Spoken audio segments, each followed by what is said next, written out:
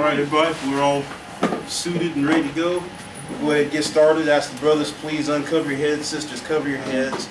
We'll stand face Jerusalem and open up. You got scripture? No. Oh, okay, yeah. Our Father, which art in heaven, hallowed be thy name. Hallowed be thy name. Thy kingdom come. Thy kingdom come. Thy will be done. Thy will be done. In earth. In earth. As it is in heaven. As it is in heaven. Give us this day. Give us this day. Our daily bread. Our daily bread. And forgive us our debts. And forgive us our debts. As we forgive our debtors. As we forgive our debtors. And lead us not. And lead us not. Into temptation. Into temptation. But deliver us. But deliver us. From evil. From evil. For thine is the kingdom. For thine is the kingdom. And the power. And the power. And the glory. And the glory. Forever. Forever. In Jesus Christ's name we pray. In Jesus Christ's name we pray. Amen. Amen. Today's scripture reading is coming from Proverbs chapter 3, beginning at verse 5. Trust in the Lord with all thine heart. Trust in the Lord with all thine heart. And lean not unto thine own understanding. And lean not unto thine own understanding. In all thy ways acknowledge him. In all thy ways acknowledge him. And he shall direct thy paths. And he shall direct thy paths. Be not wise in thine own eyes. Be not wise in thine own eyes. Fear the Lord. Fear the Lord. And depart from evil. And depart from evil. Once again, that was Proverbs chapter 3, beginning at verses 5 through 7. May the Most High God of Abraham, Isaac, and Jacob, the Most High Jah, add a blessing to the doing and richness of his word. In Jesus Christ's name we pray. Amen. Amen.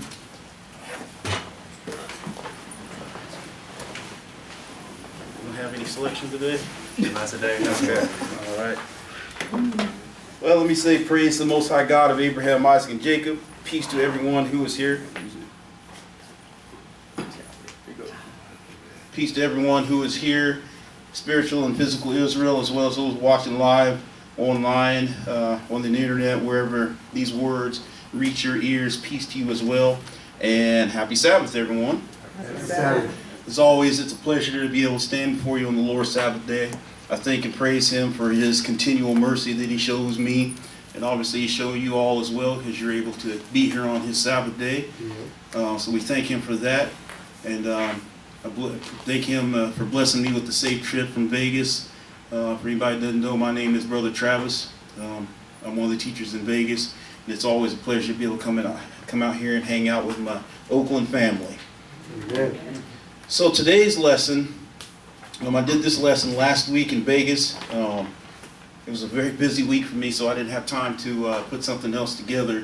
But it's one of these lessons I enjoy. This is part of my Holy Things series, where we look at some of the different things that the Lord considered holy things. And today, it's about the bread from heaven. So the title is Holy Things, Bread from Heaven. Okay, so we're going to look at the manna, of course, and manna. Although it was a holy thing, it's technically not like one of the holy things like you would find in the tabernacle of the congregation. In other words, the big fancy tent that they moved around with them, a multi-million, probably $12 million tent. So the manna is not like those things that you would find there, such as the Ark of the Covenant, the 7 candlesticks, or the showbread. But the manna indeed was a holy thing because it was something that came directly from God. So indeed it was a holy thing. And it's something that we kind of overlook, the manna, the importance of the manna, what the manna was all about. It's one of those things that sometimes we overlook. And quite frankly, it was important enough, I'm not without trying to get ahead of myself, but we should even be able to see that manna today. That's how important that manna was. We should right now be able to go and look and see the manna that they, from that time. But like I said, I don't want to get too far ahead of myself. We're going to start off in Exodus 16. We're going to start off Exodus 16 at verse 1. Exodus 16, and pick it up at verse 1. And when you get it, my brother, go ahead and read. And they took their journey from Elim, and all the congregation of the children of Israel came unto the wilderness of Sin, which is between Elim and Sinai, on the 15th day of the 2nd month after departing out of the land of Egypt. Okay, so they came out, the children of Israel came unto the wilderness of Sin, it says. Now, this sin is actually pronounced, in Hebrew, is pronounced seen, like S-E-E-N, seen. And the reason why I mention this is because in the Hebrew, words mean something. Okay, like in our American words, they don't really mean nothing besides what they are. But the Hebrew, they particularly mean something. So this wilderness is sin, and the reason why I'm pointing this out because I want to, when we're going to reread a little bit more, I'm going to point out another word, and we're going to look and see the importance of what does this word mean. So sin or seen, wilderness of sin. So it's not sin like when you transgress God's law. It's pronounced seen. Okay. Verse 2, go ahead. And the whole congregation of the children of Israel murmured against Moses and Aaron in the wilderness. And the children of Israel said unto them, Would to God we had died by the hand of the Lord in the land of Egypt, when we sat by the flesh pots, and when we did eat bread to the full? For ye have brought us forth into this wilderness, to kill this whole assembly with hunger. So, you right off the bat, the Lord brings Israel out of Egypt, out of slavery, and in here, not long into this, they already start murmuring. You know, our people are something else. We start murmuring, and the children of Israel said unto them, Would to God we had died. So they even be dramatic. Would to God we had died in the Lord by the hand of the Lord in Egypt, when we sat by flesh pots, and when we did eat bread to the full. For ye have brought us forth into the wilderness to kill us. But first of all, if y'all remember back, the Pharaohs, they had been treating them bad. They had been treating Israel real bad. Took away the straw, so they made it harder to put together the bricks. So imagine if the conditions are this bad, you're not just sitting around getting to eat till your belly is full. This is hard conditions, but we forget things like that, little minor details like that. Oh, we were sitting good, eating to the full. No, I don't think that's the way it was. Well, your memory's a little bit different than mine. Go ahead, verse 4. And then said the Lord unto Moses, Behold, I will rain bread from heaven for you, and the people shall go out and gather a certain rate every day, that I may prove them whether they will walk in my law or no. Okay, so the Lord hears this. He hears Israel's murmur, like he's always got his ears to the ground. He's listening, and he says, "Behold, I will rain bread from heaven for you." He says, and now he's letting you know. He says, "I'm going to take care of you, Israel." He says, and he's going to give specifics, and the Lord's always specific. When He wants you to do a thing, He lets you know precisely how it's supposed to be done. So He said, "I'm going to rain bread from heaven for you," and He said, "The people shall go out and gather a certain rate every day, that I may prove them." So that every day you're going to have to go out and you're going to have to gather a certain rate. And He says that I might prove them. Another word for prove would be test. He said I would test them. And test sometimes can conjure up different meanings as well. In this case, it's not a test for evidence, although they are similar. It's similar. It's not necessarily a test of evidence, but it's a test to prove whether or not you will, what He said, whether you will follow my law or walk in my law or no. The Lord saying, I want to know if you are going to follow my laws or not. So I'm going to test you. And He's going to use this manna as a test. This bread from heaven is going to be part of the test. Verse 5.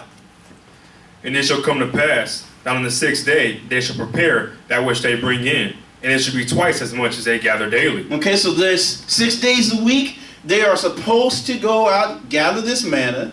And then on the 6th day, there's going to be enough for twice the gathering. Twice the gathering. And if you follow this, is there arrow? Is there arrow? Okay. So if you follow this, on the 6th day, twice the gathering, so that on the 7th day, there will be no gathering, right? Obviously, we know what that's for, because on the 7th day, there should be no work on the 7th day. So that's why the manna. Now think about this. It is no small coincidence that the manna is tied in to this work week and the Sabbath day. It's no small coincidence. The Lord, when he does something, he doesn't do things in vain. And he don't have us just doing things, just to keep us busy, so we don't get bored. No, he's always, I don't know if you guys, I did the shadow things to come last night here, I think, first. So if you were here or if you got to watch that lesson, I talked about how the Lord, when he does things, he's showing you things to come, right? And he used this manna also as a shadow of things to come to show you some things to come. And he said, 6 days you can gather this. On the 6th day there's going to be twice as much, so that you don't have to gather on the 7th day. So it's no coincidence this manna is tied into the Sabbath day. Verse 6. And Moses and Aaron said unto all the children of Israel, At even, then ye shall know that the Lord hath brought you out from the land of Egypt. And in the morning, then ye shall see the glory of the Lord, for that he heareth your murmurings against the Lord. And what are we that ye murmur against us? Right, so Moses and Aaron, Moses like, man, the Lord is listening and he hears your murmurs. So he said, who am I and Aaron? Who are we that you guys are murmuring against us? We just trying to we're trying to guide you out of Egypt. But this the Lord, this is all the Lord. So who are we that you are murmuring against us? Verse 8. And Moses said, This shall be when the Lord shall give you in the evening flesh to eat, Mm-hmm. and in the morning bread to the full. For the Lord heareth you, your murmurings which ye murmur against him. Mm-hmm. And what are we? Your murmurings are not against us, but against the Lord. So he said, look, he said, this will be. This is absolutely going to happen. The Lord is going to give you in the evening flesh to eat, and in the morning bread to the full. For that the Lord hath heard, he heard your murmurings. Verse 9, go ahead. And Moses spake unto Aaron, saying unto all the congregation of the children of Israel, Come near before the Lord, for he hath heard your murmurings.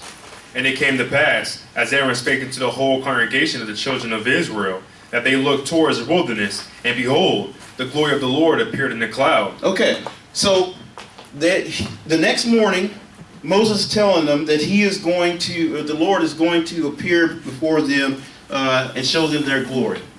Borrow part of that. Bear with me just a second here.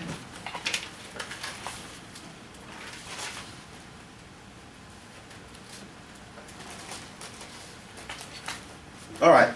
So the Lord, he said, and it came to pass that Aaron spake unto the whole congregation, the children of Israel, that they looked toward the wilderness, and behold, the glory of the Lord appeared. The glory of the Lord appeared in a cloud. Now, I don't know, we've all gone outside and had an occasion where where a cloud, like one of those big poofy clouds, is covering the sun just enough where you can't really see the sun, but you can see the rays that come out from all different directions from that cloud, right? Mm-hmm. And you look at that, and that's kind of magnificent. It's kind of breathtaking, right? You can imagine what this might look like. This glory of the Lord behind the cloud would appear like, right? You kind of get a sense of that, right? So let's go to Psalms 97. So what I want to do right now is I want to kind of set the mood, set the tone. I want you to kind of try to imagine yourself being with these children of Israel in this wilderness at this time that they're in and the situation that they're in, so that we can truly appreciate just truly appreciate the situation that they're in and what the Lord is doing for them and how they are receiving it. Because I think that we, in our time, don't properly fear and respect the Lord like we should. I think that we have lost that proper fear and respect for the Lord. Because, for one thing, we don't know the swiftness of the hand of the Lord to punish us. Right now in our time, we might do something wrong and might not, get that hand, get that swift punishment. And then after a time, you forget that you even transgressed the law because you didn't get punished for it. Mm-hmm. But don't think the Lord forgot about it. Don't count His mercy and His willingness to give you a chance to repent for slackness, like He says later on in the book. He said, don't take that too lightly. You're going to have to pay for what you do. And I think that because of that, we've lost that proper fear and respect for the Lord. But these guys here, in this time, they are dealing with the Lord directly here. And like I said, I want us to try to put our mindset, try to put yourself in their shoes and have that same kind of fear and respect. So let's see. It says that the glory of the Lord appeared in the cloud. So what does that look like? Psalm 97 verse 1. Psalm 97 verse 1. Go ahead. The Lord reigneth, let the earth rejoice. Let the multitudes of isles be glad thereof. Come on. Clouds and darkness are round about him. Clouds and darkness are round about him. Go ahead. Righteousness and judgment are the habitation of his throne. Go ahead. A fire goeth before him, and burneth up his enemies round about. A fire goeth before him and burneth up his enemies round about. We don't even know what that's talking about. We can't even imagine that. You understand what I'm saying? He come down here right now, he burn us all up because we are not worthy. A fire goes up before him and burneth up his enemies round about. Go ahead, verse 4. His lightnings enlighten the world. His lightnings enlighten the world. And you know, when lightning, they just had, 3 people killed in Washington, D.C. from a lightning strike, I heard this week. And we can't deal with this. We can't deal with this God. I just want us to understand, this God is something else we cannot deal with, something we don't understand. You know what I mean? Lightnings enlighteneth the world. Go ahead. The earth saw and trembled. The earth saw and what? Trembled. The earth saw and trembled. Now remember, they're murmuring against the Lord, right? And the Lord weighs in. He's kind of hot. He's kind of upset. He already going to burn them up because they make the molten calf. So his patience with Israel is real thin. So now he's brought them out of Egypt, and they're murmuring. And he's upset. So he shows up in this cloud. The earth is trembling. Can you imagine? Just try to put yourself there. Can you imagine? We already know. We're going to read it. When he come down to Mount Sinai, the whole top of the mountain is on fire. And when he's talking and the trumpets are blowing, they told him, no, Moses, we don't want to hear. Let you talk to him. We're going to read it. The earth trembled. So we don't have fear of things like this. Go ahead. The hills melted like wax at the presence of the Lord. At the whole presence of the Lord of the whole earth. The hills melted like wax at just his presence? He come down here and the hills melt like wax. We don't know nothing about this. We don't know nothing about this. We don't have, we've all probably seen pictures and videos of a volcano and that molten lava coming down. But maybe that's as close as we could get to the whole mount, the hills melting like wax. At the presence, just his presence, it says. Verse, where you at? 6. Go ahead, 6. The heavens declare his righteousness, and all the people see his glory. The heavens declare his righteousness, and all the people see his glory. All the people. So when the Lord shows himself, there's no mistake. You can't mistake his appearance for nobody else or nothing else. We know this is the hand of the Lord. All right, let's go to Exodus 19. And let's look at when he first comes down and meets the people. And let's see if this is not an individual that we should fully respect and revere and fear. Exodus 19, pick it up at verse 16. 19 and 16. Go ahead. And it came to pass on the 3rd day in the morning that there were thunders and lightnings, and a thick cloud upon the mount. The thunderings and lightnings that enlighten the world, lighten the earth, right? Thunderings, the Lord comes in clouds of darkness, right? Isn't that what we just read in 97? Right. Go ahead. And a thick cloud upon the mount, and the voice of the trumpet exceeding loud, so that all the people that was in the camp trembled. And so they trembled. The people know that the presence of the Lord is there. They're hearing these trumpets. We said exceeding loud. And so they're getting louder and louder, louder and louder. This is what we celebrate the memorial of the blowing of the trumpets. Because when those trumpets blow, that signifies the incoming appearance of the Lord or the presence of the Lord. So these trumpets, they're blowing and they're getting exceeding loud, getting louder and louder, that all the people that was in the camp trembled. They got the proper fear and respect of the Lord. Go ahead. And Moses brought the people out of the camp to meet with God, and they stood at the nether part of the mount. And Mount Sinai was altogether on a smoke, because the Lord descended upon it in fire, and the smoke thereof ascended as the smoke of a furnace, and the whole mount quaked greatly. So the Lord comes down, he's on the top of this mountain. It said altogether the whole Mount Sinai is on a smoke. Now I'm telling you, if I was there, I'd be one of those. They said they're at the nether part of the mountain, so they're all around the bottom parts of this mountain. I'd be the brother way in the back, way in the back, because first of all, when it comes time to run, I don't want to run over the rest of y'all. I'm considerate like that. You're welcome. So I'm gonna be in the front running, where I don't hurt nobody, and I can get away safely. And then I can point y'all where to go. So he's up there, the whole top of this mountain's on fire. The smoke there ascended, the smoke like a smoke of a furnace, and the whole mount quaked greatly. So this mountain is shaking while the Lord is up there. Now you see what I said? We need to appreciate, we need to have a proper fear and respect for the Lord. Now these people are standing there, they done murmured against the Lord, and he's showing them who's God, right? So now we got this proper fear and respect for the Lord. Let's go back to Exodus 16, verse 11. I'm sorry, go ahead and finish 19. And when the voice of the trumpet sounded long and waxed louder and louder, Moses spake, and God answered him by a voice. So the trumpets got long. You think they're loud, but then they can get louder and keep getting loud. And then Moses speaks, and then the Lord answers him. So that right there, I tell you, this cat Moses, this ain't somebody we should be messing with. We need to have a little bit of respect for him as well. Lest the Lord break forth and kill us all. Go back to Exodus 16, pick it up at verse 11. Exodus 16. We're going to be out of Exodus 16 quite a bit today, so you might keep a marker here. Exodus 16, verse 11. Go ahead. And the Lord spake unto Moses, saying, I have heard the murmurings of the children of Israel.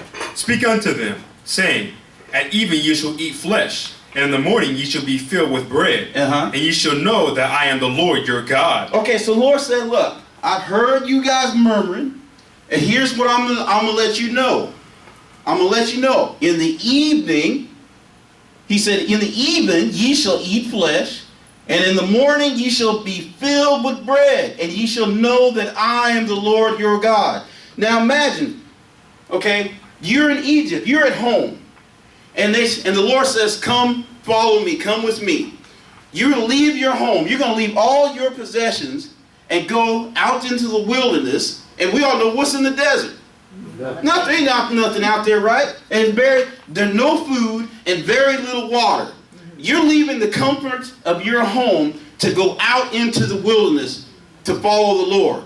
This takes an act of faith, doesn't it? Right. Takes a huge act of faith to become. Basically, you're saying, I'm going to become homeless so that I can follow the voice of the Lord. You understand what I'm saying? Right. So you see the mindset. So I can understand the murmuring, and the Lord can understand this murmuring, and he's willing to put up with it just a little bit, because he don't like murmuring. He don't like it at all. But he put up with it a little bit, and he's telling them, in the evening, I'm going to give you flesh. In the morning, I'm going to give you bread to the full. Bread to the full. So he's saying, depend upon me. You can cast your worries, you can cast your fears upon me. I'm going to take care of you. And as far as the people are concerned, that takes a huge act of faith to go out there into the wilderness, this desert, like I said, where there's no food, limited water, and allow someone else to take care of you. And if you're not anything like me, I've worked all my life to provide for myself and my family, and I refuse to put myself in a situation where I got to depend on someone else. So this would be hard for me. This would be a huge jump for me. I'm going to let someone else take care of me. I'm going to let someone else take care of my family. And this is a God who we've only heard his voice. We've seen some of his actions. The parting of the Red Sea. We can see what he can do. but it still requires a huge leap of faith. Let you take care of me, Lord. Where you at? 13. Go ahead. And it came to pass that at even the quails came up and covered the camp. And in the morning the dew lay round about the host. Okay, so the quails come up, and then it says, in the morning, the dew. Y'all know what dew is, right? That's just that little bit of mist or water upon the ground to water. That's how the Lord uses the earth to water his greenery, his vegetation. But there's a little bit of dew lay around about the host. Go ahead, verse 14. And when the dew that lay was gone up, behold, upon the face of the wilderness there lay a small round thing, as small as the hoar frost on the ground. Okay, so the dew departed up. They said, the God says, and when the dew that lay was gone up. See, we know what that means. That means the dew evaporated. Okay? It evaporated. And it says, and behold, upon the face of the wilderness, there lay a what? A small round thing. Right? A small round thing. As small as the hoar frost on the ground. I am not sure what that means. I think that might still mean dew. But I'm not sure I'm not 100% certain what he means by hoar frost. But I think that's still the dew on the ground. Okay? So verse 15, the small round thing. Go ahead, verse 15. And when the children of Israel saw it, they said one to another, It is manna. Okay, so the children of Israel, they saw this small round thing, and they said, it says, they said one to another, it is manna. Okay, so they call it manna. Now, just to make sure I don't get ahead of myself,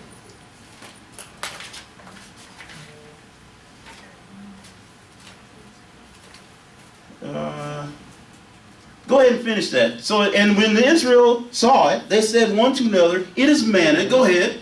For they wist not what it was. So they didn't know what it was. Go ahead. And Moses said unto them, This is the bread which the Lord hath given you to eat. Okay, so so Moses told them, this manna, this is the bread that the Lord has given you to eat, right? Okay, so this manna, so they've been around for a long time. We've been here. They've been in Egypt now for 470 years. 470 years they've been in Egypt in slavery, and they have seen this bread from heaven now, and they said, "What is?" They don't know what this is. Okay, now I'm sure, and we're gonna investigate this a little bit, and I'm sure that if manna was a common thing, from where they were in Egypt to Jerusalem, some Hebrew would have walked upon this manna before and saw it, and they would know what it is. But they said they've never seen this before. They don't know what this is. So my question is, just like we started out, the wilderness of sin. Sin meaning seen. It meant the place. That's what the wilderness of sin means. Wilderness of sin means the place. Okay, so Hebrew words mean something. So my question is, what does manna mean in Hebrew? So now we're at the exercise part. So I want everybody, if you can, to Google in your phones precisely what I have in here. If you can read that, it says, what does the Hebrew word manna mean? So take a moment here and Google, what does the Hebrew word manna mean? Because we want to know, what does the Hebrew word manna mean? What does that mean in Hebrew?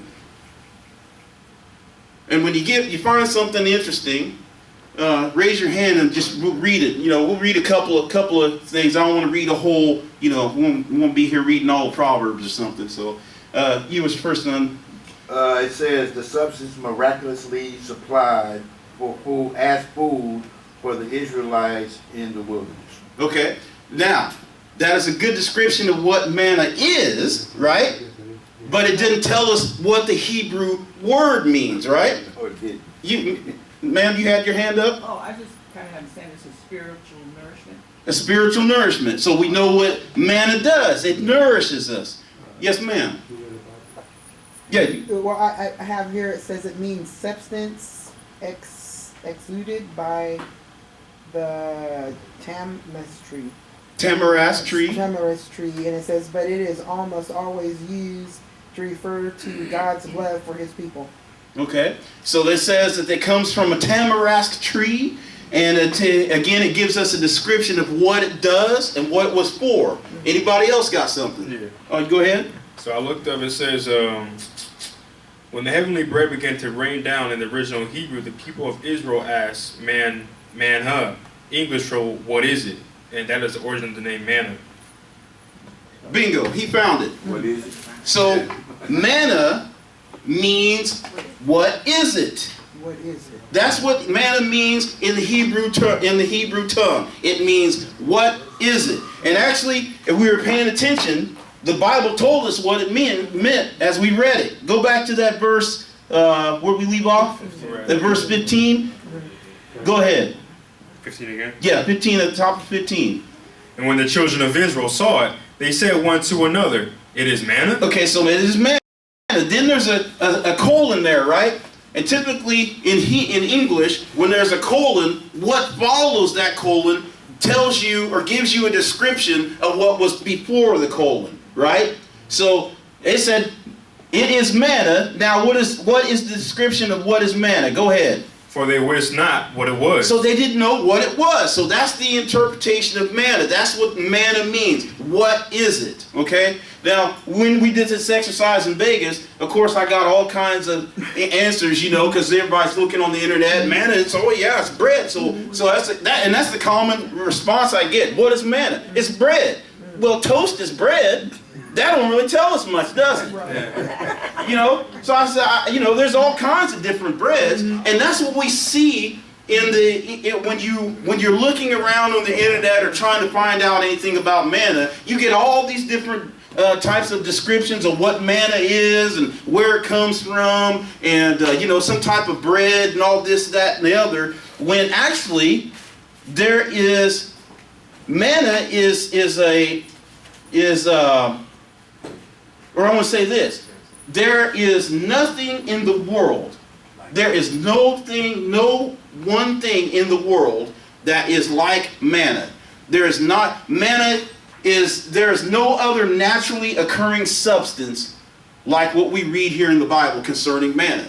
So you can't just go out into the earth and find this manna. There's no naturally occurring substance like this. Nothing. So I have an article here from the New York Times that I'm going to have the brother read. And the title of this article is Ancient Manna on Modern Menus. Ancient manna on modern menus. Now I just told you that you can't find manna anywhere because there's no substance on earth like it. No substance on earth like manna. So apparently New York Times found a guy who has it on a modern menu. Go ahead and read that, bro. After several weeks of wandering the desert after their escape from Egypt, the Israelites were hungry, the Bible says, and started grumbling. So God conjured up two things for them to eat. In the evening, there were quails. In the morning, the Bible of Exodus says, there was a layer of dew around the camp. When the layer of dew evaporated, behold, on the surface of the wilderness there was a fine flake-like thing, fine as frost on the ground. When the sons of Israel saw it, they said one to another, what is it? In ancient Hebrew, what is it can be rendered manha, a likely derivation of what this food has come to be called manna. Keep going. Yep, keep going.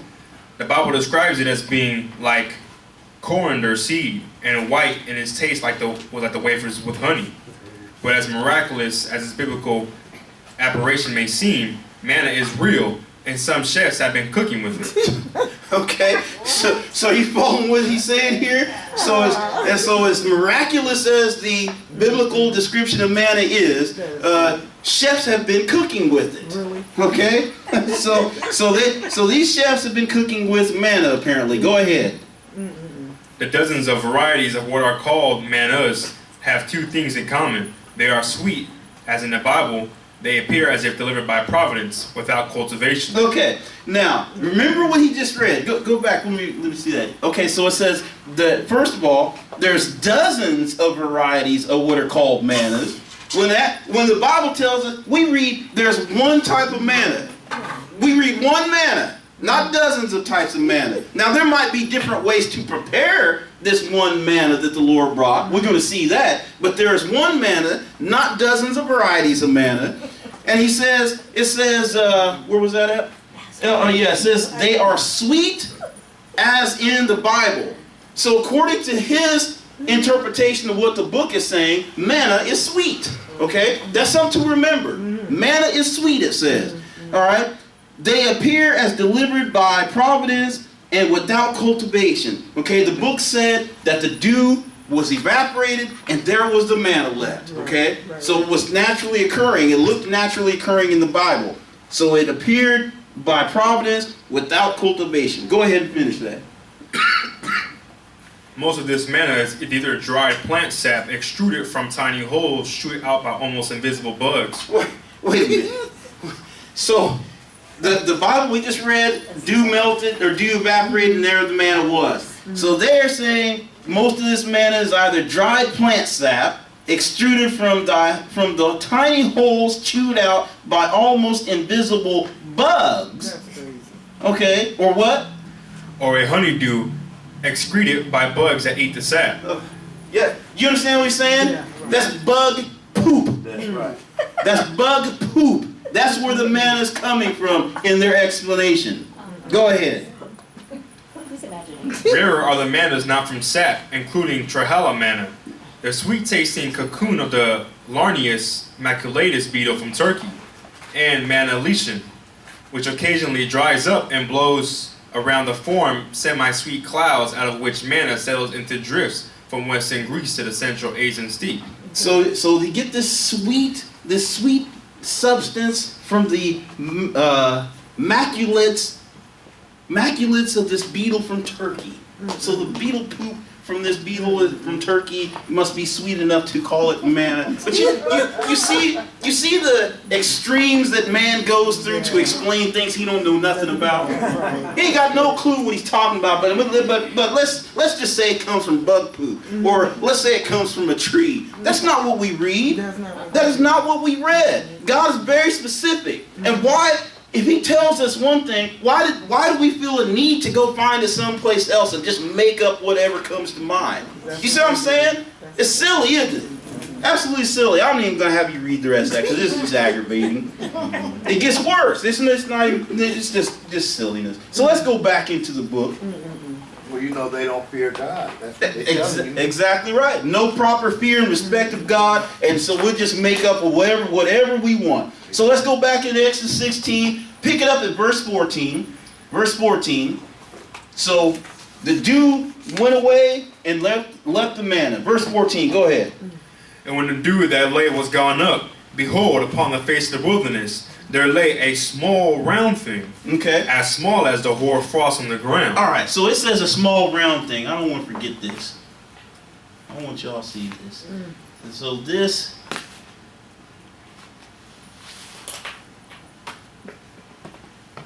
This is what the chefs are using and calling manna. Oh. Can y'all see that? Okay, y'all see that? Yeah. So that don't look like a small round thing, does it? No. But that's what man says this manna. He said it's just aggravating. It's just aggravating. The small round thing. Okay, so verse 15, and when the Israel saw it, they said, you didn't read that yet again, right? Go ahead and read it. 15, go ahead. And when the children of Israel saw it, they said one to another, It is manna, for they wist not what it was. And Moses said unto them, This is the bread which the Lord had given you to eat. Okay, so this is the bread that the Lord had given you to eat. Now remember, they're out there in this wilderness. They have to depend solely upon the Lord. They have to depend upon Him to eat. So He gives them this manna, this bread from heaven. This bread from heaven, as I explained, this takes a huge leap of faith. And what we need to understand about this, or what we need to really seriously consider, is that the Lord is telling you who should you depend upon. Who should you look to for your sustenance, all the things that you need. He's telling you, I will take care of you. I'm the one. You look to me, I got you. Everything you need, I will feed you. I will clothe you. All these things, look to me is what He's saying. So if this substance, again, just to make the point, you can't find this nowhere on earth. You have to go to the Lord to get this bread from heaven. You have to go to the Lord to get this bread from heaven. I can't reiterate that enough. Okay, so skip down to verse 31. We're going to continue with this description of manna so we can understand how rare this is. Verse 31, and go ahead. And the house of Israel called the name thereof manna, Mhm. and it was like coriander seed. Coriander seed. So now we have another description. Before it was just a small round thing. Here, verse 31, it says it was like. It didn't say. It says it was like coriander seed, right? Since they've never seen this before, and Moses is trying to give you an idea of what this thing looks like. So he's going to use something to try to compare it to. He's saying it was like coriander seed. That don't mean it looks like coriander seed. That means it could be as small as a coriander seed. Right. You know, so you don't in your mind try to interpret exactly what it is, because when you don't know, like these people have done and gone and made up this crazy looking thing, you know, because you may be way off. Just to understand, if you know what a coriander seed is, then you say, okay, it could be a small, it could be the same color as the coriander seed. We don't know because we haven't seen manna.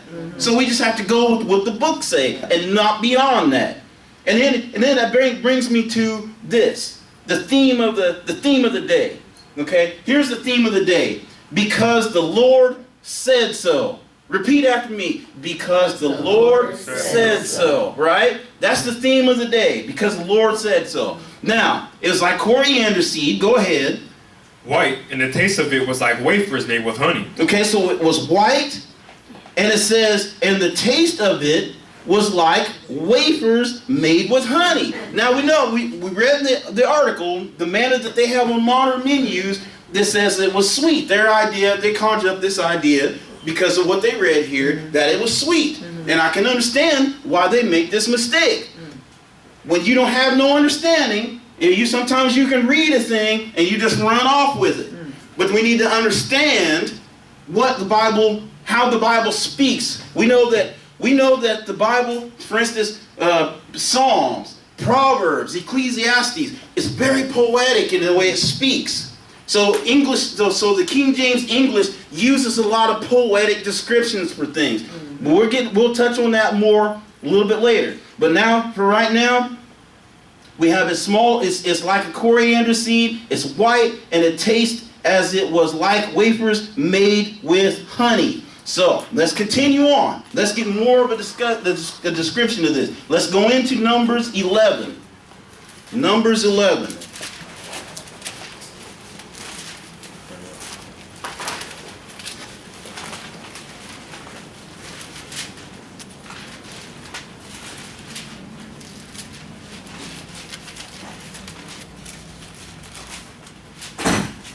Numbers 11, and we're going to pick it up at verse 1. Numbers 11, and we're going to pick it up at verse 1. All right, brother, go ahead.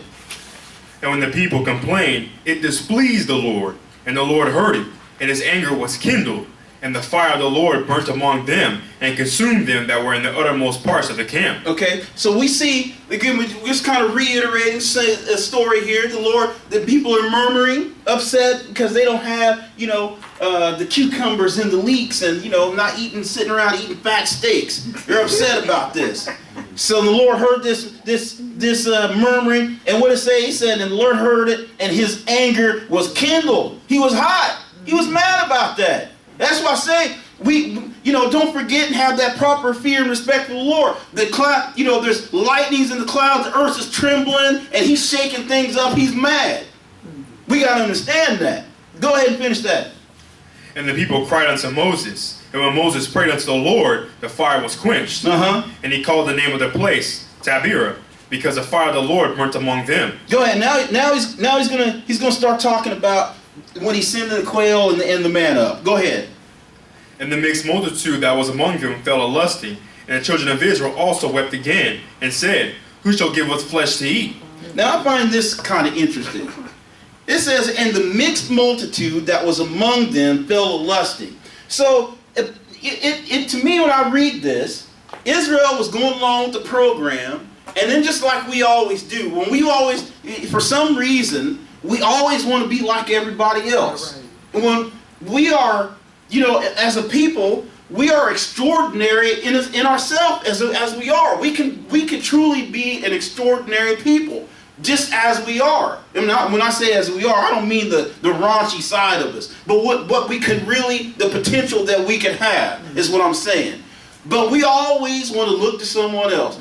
Other nations had a king, we got to go and have a king. The Lord wasn't good enough for us, so we got to get a king like everybody else. You know what I'm saying? So it reads to me like, initially starting out, they're okay. But they got this mixed multitude. And what typically happens, and this is what happens, this has been happening from the beginning of time. Whenever there was an exodus of people, a mass exodus of people from a city, what the governing parties would do is they would say, well, these people are leaving, let's let all the people, the unwanted people go. So they opened up prisons, and they allowed the rabble to leave with Israel. They allowed all their rabble and unwanted people to go with them. And then it says, and the mixed multitude that was among them fell a-lusting. I imagine it was a lot of these unwanted, these people of low repute that were complaining and fell a-lusting, right? Because read it, what's it say next?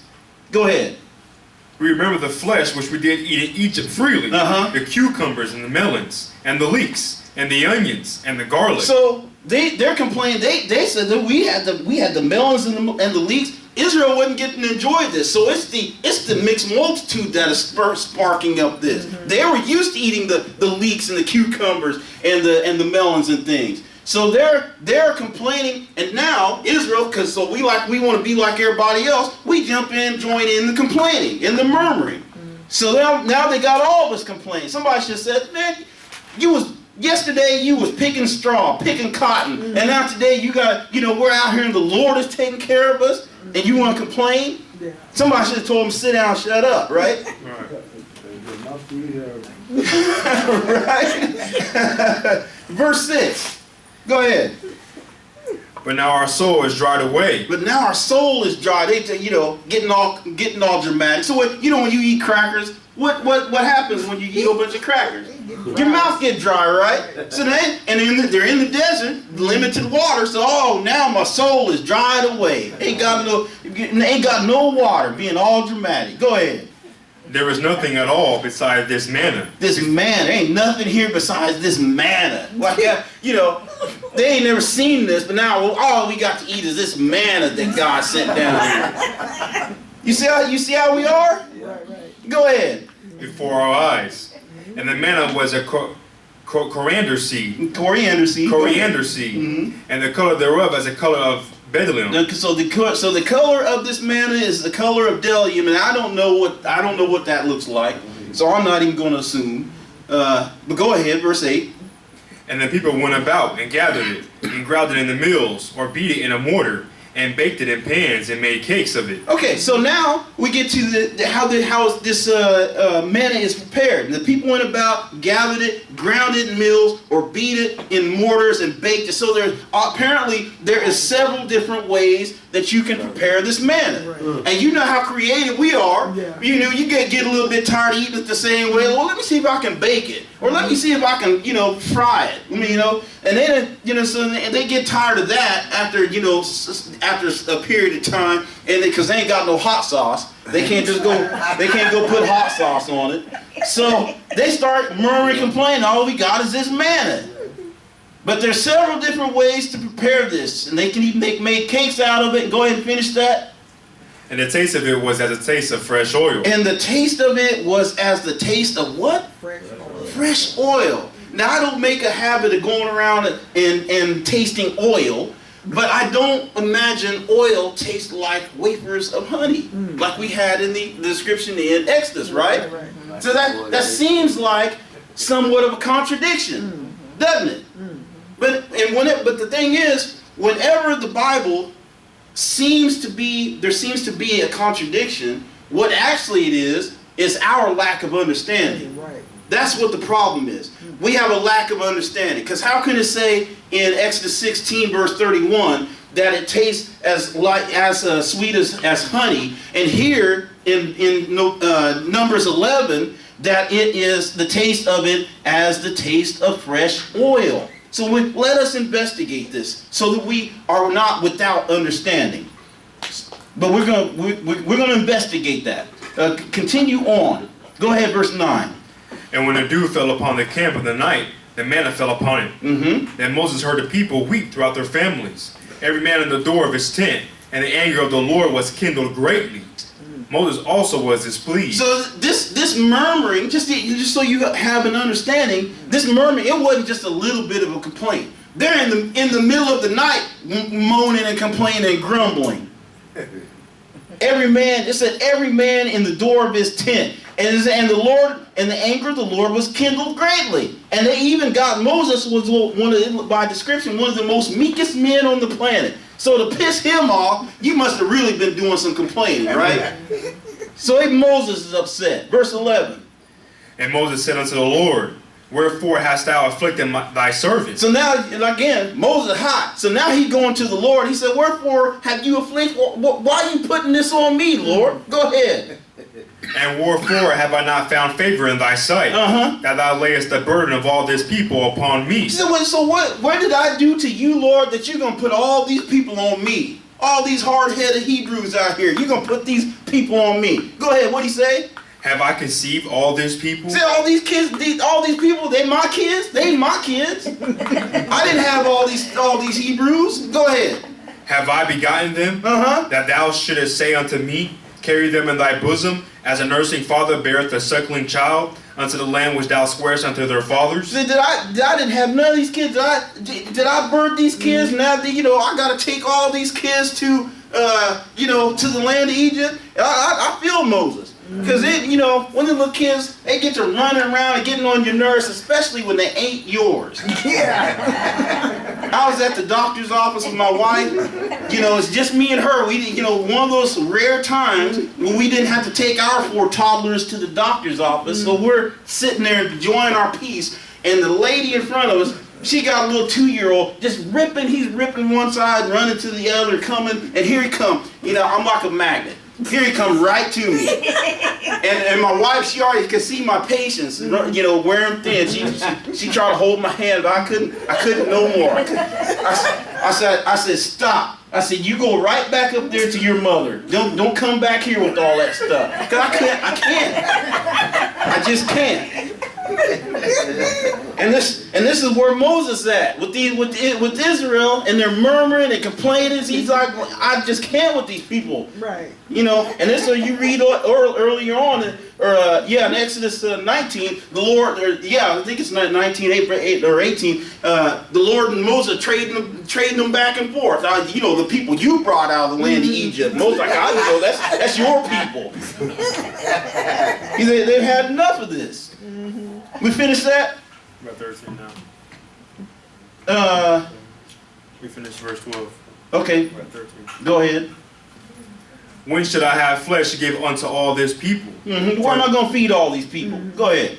For they weep unto me, saying, give us flesh that we may eat. I am not able to bear all this people alone, because it is too heavy for me. Go ahead. And if thou thus with me, kill me, I pray thee. Look, if you really this upset with me that you got to put all these people on me, just go ahead and kill me. I can't take these people. These Hebrews are too much. He said, just go ahead and kill me, I pray thee. Go ahead. Out of hand, if I have found favor in thy sight, and let me not see my wretched. He said, just go ahead and kill me. He said, Lord, if I have found any favor in your sight, just go ahead and kill me so that I don't end up seeing my own righteousness. Because it's like I said, I like my favorite meme. Memes, these little memes and these gifs and things. My favorite meme is this one with Kermit the Frog, and he's on a payphone, and he's talking to the operator. He says, operator. He says, please connect me to Jesus, because these people are about to make me break 9 of the 10 commandments. So I know this is where Moses is at, and I feel for him. Just go ahead and kill me before I do damage to my own salvation. We finished that? Yeah. All right. So now, now we understand what Moses is dealing with, what these people are dealing with. Let's continue to investigate this manna. Now, in Numbers 11 here, it said that it tastes like oil. Verse 8. Yeah. It said the taste of it was as the taste of fresh oil, right? And Exodus 16 said that it was like wafers of honey, right? All right, so let me see. Let's go then to, am I ready for this? Make sure I'm not getting out of place here. Now, we're going to hold on to that. Yeah, I don't want to jump too far. I don't jump too, I get excited and y'all know me. I get excited. I don't get ahead of myself. So we're going back to Exodus 16, right? I made some changes in mine. We're going back to Exodus 16, pick it up at verse 16.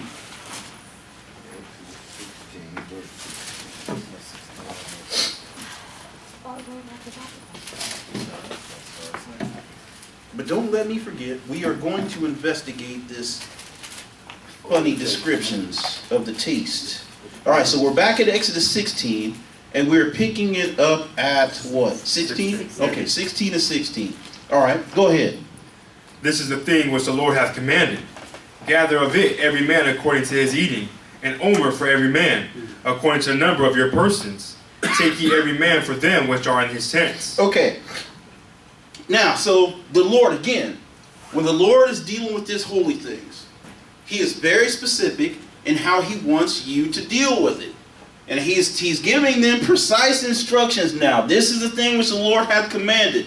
Gather of it every man according to his eating, an omer for every man. I don't know exactly what an omer is. And when you look it up, we'll do an exercise at the end of the lesson to try to see if we can determine exactly what an omer is. But I think it might be about 2 quarts. I think an omer is about 2 quarts.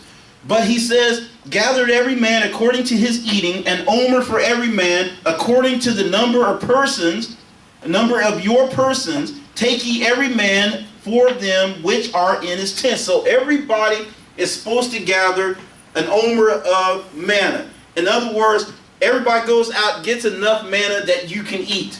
You go and gather as much as you can eat for one day. And that's what everybody in your tent, everybody in your family is supposed to go and gather enough manna for them to eat for the day. Okay? Verse 17. And the children of Israel did so, and gathered, some more, some less.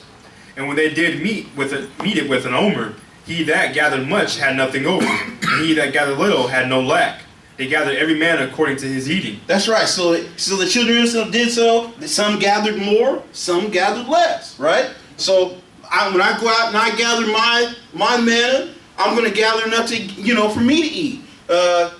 Joe, on the other hand, he might not need as much as I do. He may not eat as much, so he might have less, right? Everybody's gonna vary a little bit, but you're gonna gather as much as you need to be fulfilled, to have a full belly and survive the day, right? Now, again, keep it in mind, this requires faith on your part, that the Lord is going to provide this for you. This requires a lot of faith. We should never forget that. We should not forget that. Verse 19. And Moses said, let no man leave of it till the morning. Notwithstanding, they hearkened not unto Moses. Okay, so hold on. So they gathered. Everybody got what they had. Gathered what they needed. It said he gathered much, nothing. He that gathered much had nothing over, and he that gathered little had no lack. They gathered every man according to his eating. Everybody got what they wanted, what they needed. In verse 19 it said, and Moses said, let no man leave of it till the morning. So you're not supposed, once you gathered all you needed for the day, you're not supposed to have none left over. Don't keep none of it overnight, right? That's very simple instruction. Don't try to keep none of it overnight. Okay, so I know the lesson plan says continue to 21, but I want you to keep your finger here. I want to go to Luke 6 at this point. Already Luke.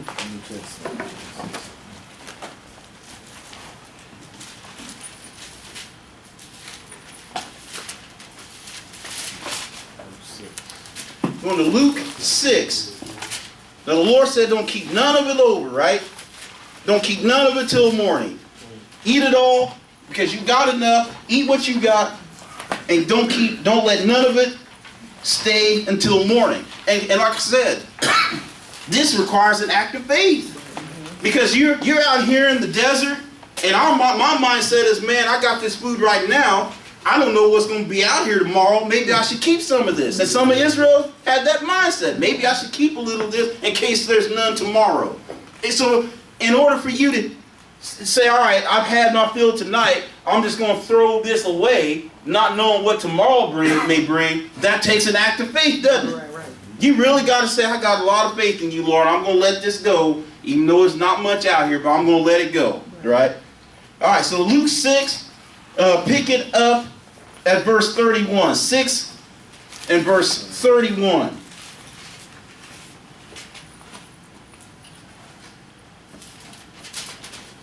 Now, hold on a second, that don't look right.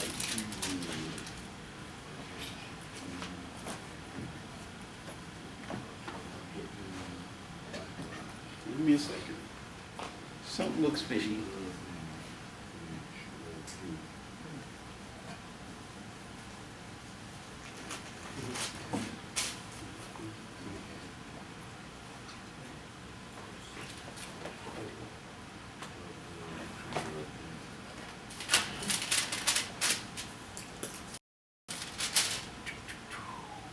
It's John 6, my bad.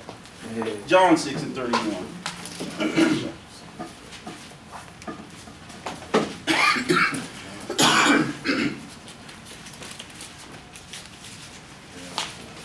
John 6 and 31.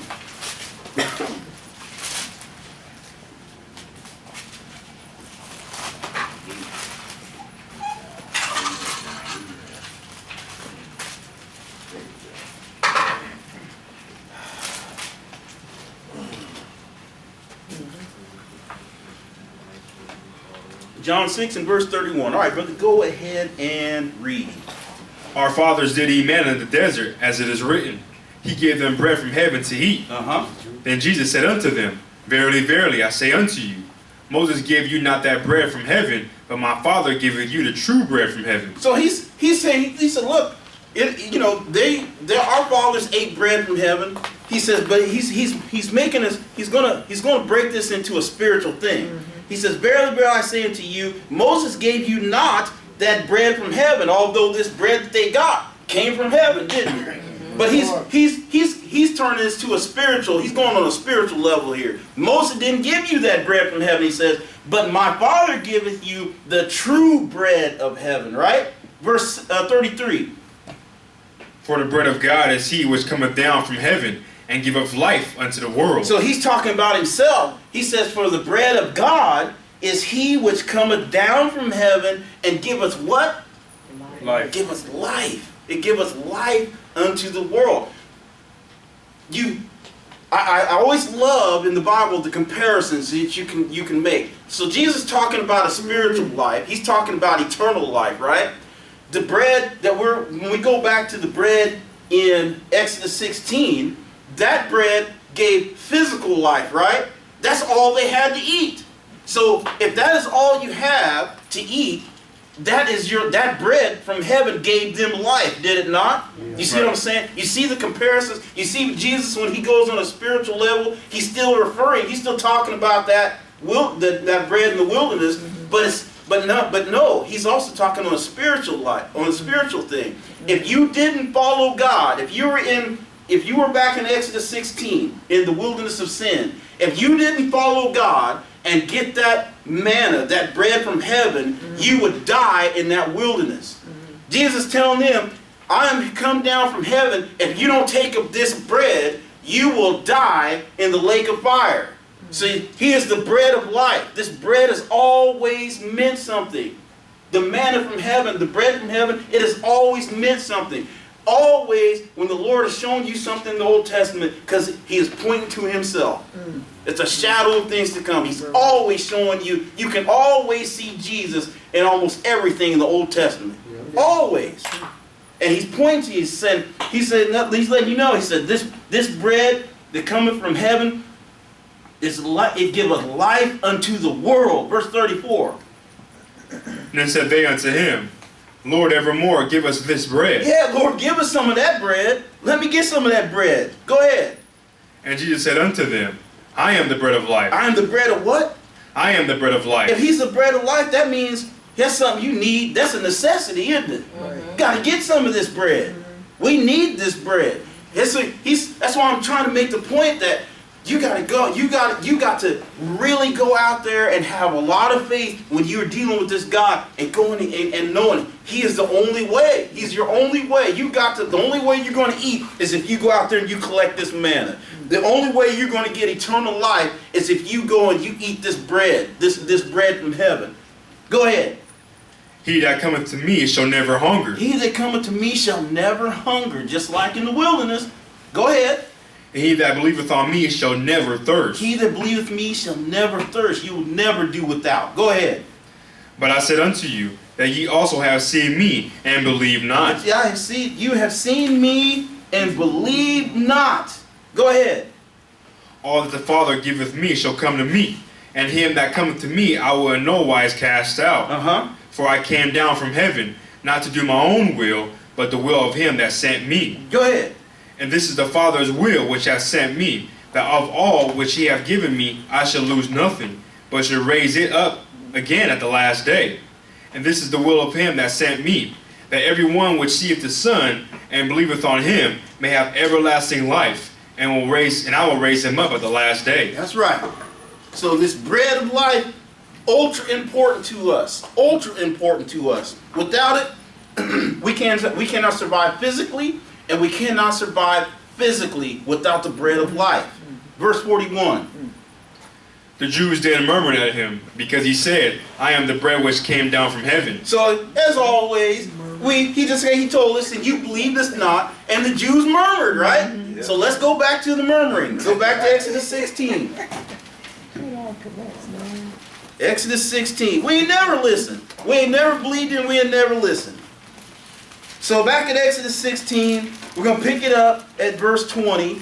And the Lord just told him, go out there, collect your manna, all that you can eat for the day, and do not carry it over to the morning, right? Do not carry it over to the morning. We went to John 6. The Lord said to get this manna. He said, but you didn't believe me. You start murmuring. You don't listen. You don't believe. So now we're back, verse 20. Go ahead. Notwithstanding, they hearkened not unto Moses. So we've been hard-headed a long time. Long time. So notwithstanding, they hearkened not unto Moses. Go ahead. But some of them left of it until the morning. Uh-huh. And it bred worms and stank. And it bred worms and stank. Go ahead and finish that. And Moses was wroth with them. And Moses was wroth with them. Okay, so it's so simple. When the Lord tells you to do something, just do it. It's just that simple. If you keep the commandments, if you keep the law, there's benefits to you. There's a benefit to you, right? Yeah. But if you don't keep the law and the commandments, then there is consequences. We see the clear consequences. Moses told them, don't leave it over to the morning. Don't leave it over to the morning. Some didn't listen, and and what happened? They received the consequences. The bread, it bred worms and it stank. So now this is a definite detriment to you. So not only does it breed worms, but it's also stinking. So now everybody around you knows, oh, this Hebrew stinking. Now everybody around you knows that you're hard-headed. Right. You couldn't listen to the Lord. So now you got to get rid of the worms and the stink out of your tent. When all you had to do was listen, and you would say, well, why should I not keep it overnight? It's simple. What's the thing? Because the Lord said so, right? It's just that simple. Just do it because the Lord said so. So now, we got the hard-headed ones that didn't listen. Go ahead, verse 21, right? Mm-hmm. Go ahead. And they gathered it every morning, every man according to his eating. And when the sun waxed hot, it melted. Okay, so and they gathered it every morning, every man according to his eating, and when the sun waxed hot, it melted. All right, so there is definite lessons to be learned here. I don't want to overlook this. Let me get my sheet here.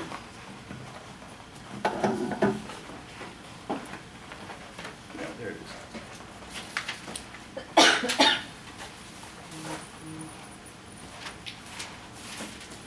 Okay. So there is lessons to be learned here. Verse 21, it says, and they gathered it every single morning. Again, the Lord doesn't have you just doing things. He don't have you just keeping rituals. There's a reason for it. There's a lot of times, it seems like this exercises, but these exercises are supposed to show you something. And there's lessons to be learned here. Every morning, they go and gather this food. The Lord is saying, listen, if you listen to the Lord, there will be, let me say it this way. If you don't listen to the Lord, there will be consequences, okay? Here, he said, go and gather it every morning. If you don't get up and gather this manna every morning, what is going to happen? What's the consequence? What? You're going to starve. You're going to go and starve. So the Lord, again, He's teaching you how to be a man. If you're a man, of course, or a woman. But He's teaching you how to be right. Get up every morning. He said, get up every morning and go and collect this manna. Don't be lazy. Don't be slothful. If you have a business, if you're in business to do, or you're employed, get up when it's time to get up and go to work. Go to work like you're supposed to go to work. This is work, to get out there and collect your manna for the day. This is work. And the Lord's saying, get up and do that. Don't be slothful. They gathered it every morning. So you see, I'm talking about lessons to be learned. He says, don't be lazy. Okay, let's go to Matthew 6, chapter 11. Matthew 6, verse 11. One verse here, Matthew 6 and 11. Matthew 6 and verse 11. So we're supposed to get out there and gather this every day. What does Matthew 6 and verse 11 say? Go ahead and read that. Give us this day our daily bread. That's part of the Lord's Prayer, right?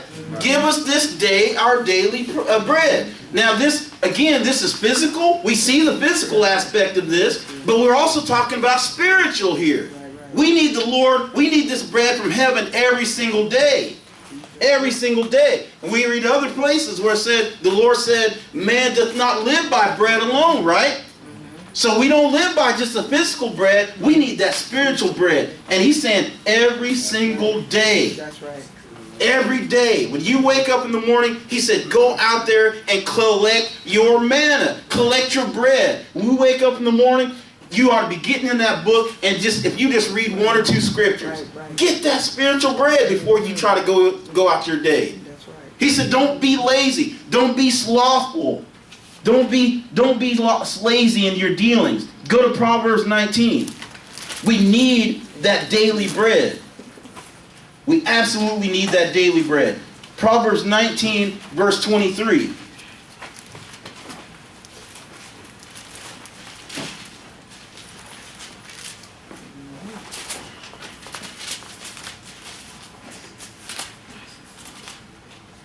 Proverbs 19 and verse 23. All right, brother, go ahead. The fear of the Lord tendeth to life. The fear of the Lord tendeth to life. If you have a healthy fear of the Lord, that will help you to preserve your life. That will help you preserve their life. If I guarantee you, if somebody came in here and told you, don't leave out that door, there's a crazy man out there that's shooting people down, none of us would leave this room, would we? Because we have a healthy fear of dying. We should have that same fear of the Lord. When He tell you don't go out on the seventh day to pick up manna, we don't go out and pick up manna, right? That's a healthy fear of the Lord. He said the fear of the Lord tendeth to life. Go ahead. And he that hath it shall abide satisfied. And he that hath it shall abide satisfied. If you get up in the morning and you go out and every man gather according to his need, you're going to have bread to the full, He said. No one would lack. No one would lack. And he that hath it shall abide satisfied. Go ahead. He shall not be visited with evil. He shall not be visited with evil. If you don't listen, you gather what you need, and you try to keep it until morning, you're going to be visited with evil. That's where the worms and the stank come in. Because you're not listening. You're not doing what you're supposed to. He shall not be visited with evil. If you do what you said, then you will abide satisfied. Otherwise, you will be visited with evil. Now verse 24. A slothful man hideth his hand in his bosom. A slothful man hideth his hand in his bosom. He won't get up in the morning and go to work. He's hiding his hands from work. He's trying to avoid whatever he can, whatever labor, he's trying to avoid that. I know some people who work harder trying to avoid work than they actually would be doing if they was working. Right. You know what I'm saying? That's just too much. Just go to work. It's simple. It's not that hard. But this is the slothful man that the Lord is talking about here. A slothful man hideth his hand in his bosom. And what's the consequence of that? Go ahead. And will not so much as bring it to his mouth again. It will not so much as bring it to his mouth again. What did the Lord say? If you get up and gather in the morning, he said, get up and gather in the morning. He said, if you don't get up and gather in the morning, when the sun comes up, the manna is going to be melted away, right? So when the sun waxes hot, the manna will melt away, and there'll be none. So if you are slothful in business, or if you are slothful in life, and don't get up and get that daily bread, when it's time, when you get hungry, it's too late. It's too late. The manna's gone. So don't be slothful. Get up and get that manna. Get up and get that daily bread, as in Matthew 6 and 11, like the prayer tells us. Get your daily bread.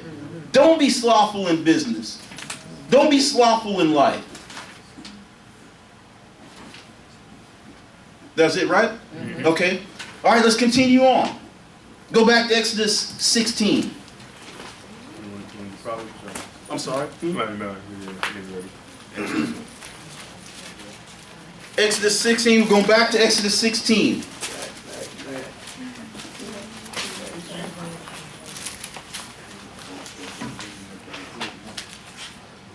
We don't want to be, we want to make sure we understand and pay attention to the lessons the Lord tells us. He's teaching us.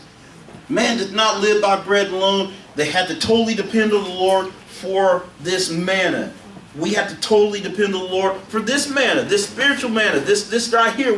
This is the only place we can get this bread of life, right here in this book. We're totally dependent upon it. All right, back to Exodus 16, where we left off at 21? 24? No. Yeah, 21. Yeah. Exodus 16, verse 21. Go ahead. And they gathered every morning, every man according to his eating. And when the sun waxed hot, it melted. Mm-hmm. And it came to pass that on the sixth day they gathered twice as much bread, 2 omers for one man. And all the rulers of the congregation came and told Moses. Okay, so like the Lord said, gather this 6 days, go out and gather this. And on the 6th day, there's going to be twice as much bread, 2 omers for one man. And all the rulers of the congregation came and told Moses. Like, they're surprised. They're like, wow, on the 6th day, there's twice as much. Like, the Lord did not tell you that. Like, it amazes me, some Hebrews, even though the Lord is slapping them in the face and showing them everything they need, they still can't believe. They still can't believe it. And I equate these things, I always look at these things through, how is it practical? How do I apply it to my life? Or have I seen things like this? It's just like you got all the information you need right here in this book to get you salvation. You don't need to go anywhere else. But some of these brothers, it's not enough. It's just not enough, so they'll go to the Apocrypha or these lost books, and then they they start getting on that stuff, and then you don't know where they're going to end up. They end up way in left field believing that angels slept with women. You understand what I'm saying? So you got enough right here. This bread, this is all you need. But these cats, the rulers in the congregation came and told Moses because they're surprised. Go ahead, verse 23. And he said unto them, This is that which the Lord hath said. Tomorrow is the rest of the holy Sabbath unto the Lord. Mm-hmm. Bake that which ye will bake today, and sieve that you will sieve, and that which remaineth over lay up for you to be kept until the morning. Okay, so he says, is Moses saying, you didn't know, don't be surprised. This is what the Lord told you was going to happen. He says, tomorrow is the rest of the holy Sabbath unto the Lord. Bake that which ye will bake today, talking about on the 6th day, and sieve that ye will sieve, and that which remaineth over lay up for you to be kept until morning. Now hold on a minute. Back in verse 19, didn't Moses say, and didn't the Lord say, don't keep any of it overnight? So that's kind of sound like a contradiction, right? But no, it's not a contradiction. Why do we do this? Because why? Because the Lord said so. It's just that simple. You ain't got to make some big explanation. Well, because the physical properties of the manna. It ain't. Look, it's just because the Lord said so. It's just that simple. But I want to explore the physical properties of this manna just a little bit, because, like I said, there is no other substance on the planet that is like this manna. You can go out here and you can collect this manna for 6 days, and if you try to keep it overnight, it breeds worms and it stinks, right? Right. But all of a sudden, on the 6th day, now you can collect twice as much, and you can keep it overnight, and it doesn't breed worms or stink. Now that lets you know this is the hand of the Lord. And nobody else can do this. Nobody else can do this. I can keep this on. I can have this during the week, and it don't. If I don't have it, or if I try to keep it overnight, it breeds worms. If I do this on the 6th day, it doesn't breed worms. Nothing else can do that. So did the Lord change the physical makeup of it? No, He didn't change it. He just said it was going to be that way, and that's just what it is. That's just what it is. So when people are looking for signs and wonders and miracles or whatever, if the Lord really exists, this is it. This is evidence. This stuff like this gives the Bible credibility. Nothing else can do this. This is purely the hand of the Lord in this thing. Where we at, bro? 24. Verse 24, go ahead. And laid it up till the morning, as Moses bade, and it did not stink, neither was there any worm therein. Ain't that something? That just, stuff like that just gets me excited. Because I can see the hand of the Lord working here. Deuteronomy 8, verse 3. Deuteronomy 8, verse 3. Keep your finger here because we're coming back.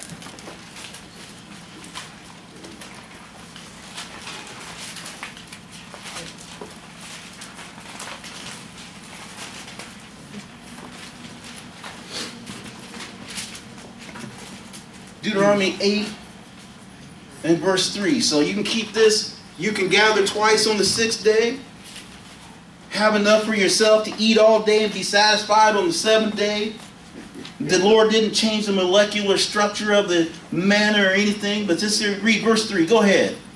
And He humbled thee, and served thee to hunger, and fed thee with manna, Come on. which thou knewest not, neither did thy fathers know, Go ahead. that He might make thee known that man doth not live by bread only. He did this so He'd make you know that man does not live by bread only, but what? But by every word that proceedeth out of the mouth of the Lord doth man live. Just because He said so.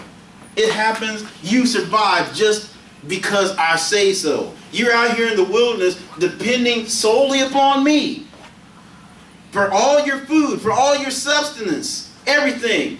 And you are surviving only because I say so. Do we have the proper fear and respect for this man? You understand what I'm saying? If He says there's not going to be no manna, you starve. If He says there's going to be plenty of manna, then you live. It's simply by the word of the Lord. We have to have the right proper fear and respect for this dude. Go back to Exodus 16. We got to put things in proper perspective. See, I learned to quit murmuring a long time ago. We murmur against the wrong things. Back to Exodus 16, pick it up in verse 24. Go ahead. And they laid it up till the morning, as Moses bade, and it did not stink, neither was there any worm therein. And Moses said, Eat that today, for today is a Sabbath unto the Lord. Today ye shall not find it in the field.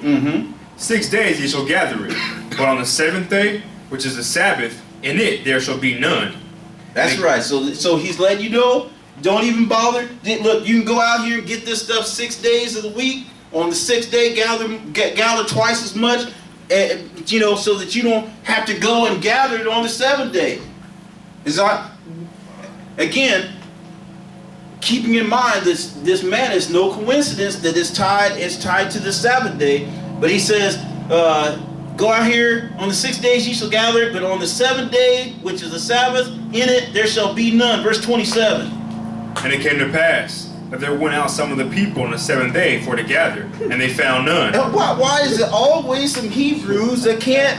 I don't understand it. They already seen it's probably the same Hebrews who tried to test the Lord and see if they could keep some overnight. Then they go and try this. Let me go out here and see. And why can't we just believe him? Right. Just take him at his word and just let it be that. But it's something, I don't know, it's something in us. There's something wrong with us. Some kind of mental illness or something. We just have to try the Lord. We just have to try and check him. And the Lord said, okay, so and it came to pass that there went out some of the people on the seventh day for to gather, and they found none. Verse 28.